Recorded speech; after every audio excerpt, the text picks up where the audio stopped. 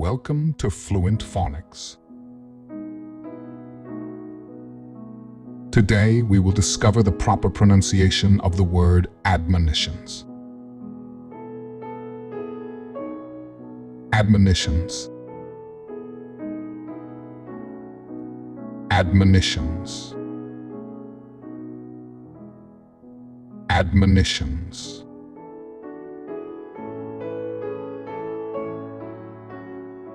Here's an example of how one might use it in a sentence. The teacher gave strict admonitions to the students about not cheating on the exam.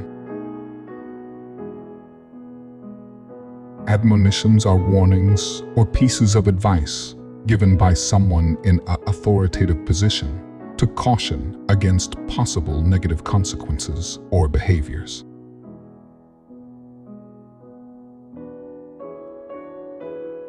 Thank you for your time. If you enjoyed this, please like and subscribe for further content.